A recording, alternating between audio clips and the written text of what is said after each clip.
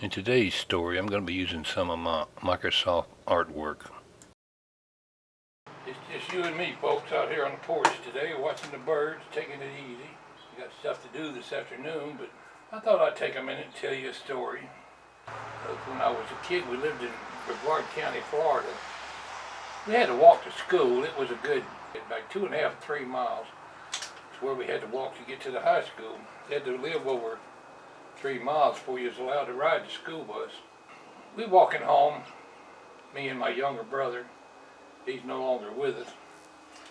But he had a habit of always getting us in a situation where we might get in a little trouble or hurt or something. He took a lot of risk, and I guess I did too. We lived real close to the Florida East Coast Railroad. We were coming home from school one day, and they had a train stopped blocking the crossing. And we couldn't get across, had to wait. We didn't know if he might be going to move pretty soon or what. But we were right beside some old refrigerated box cars, probably Fruit Growers Express. At that time, they didn't have reefers powered by diesel motors and stuff to keep the produce cold. They just had a big compartment on each end of these big box cars, and they dropped big chunks of ice down in both ends to keep the product cool for shipment.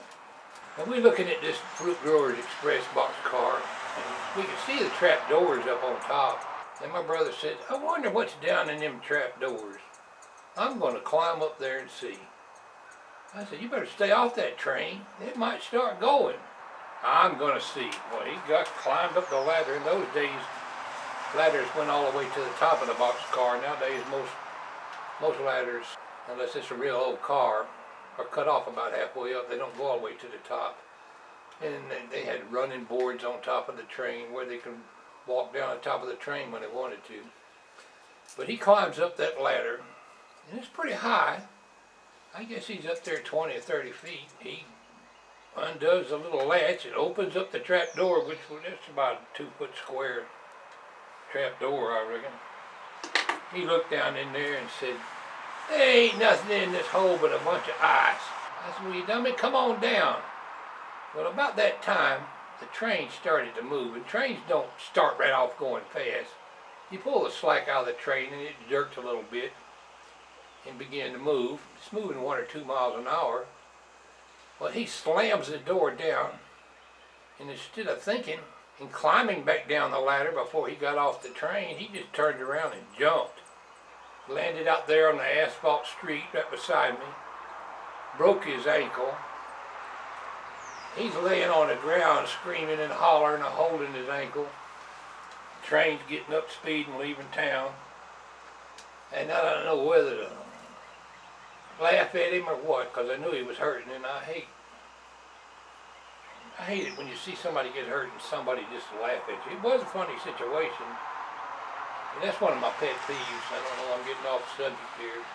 Some of these video shows where they'll show somebody getting hurt or falling on their butt, and then they laugh like it's funny. Well, I don't think it's funny one bit to see somebody get hurt.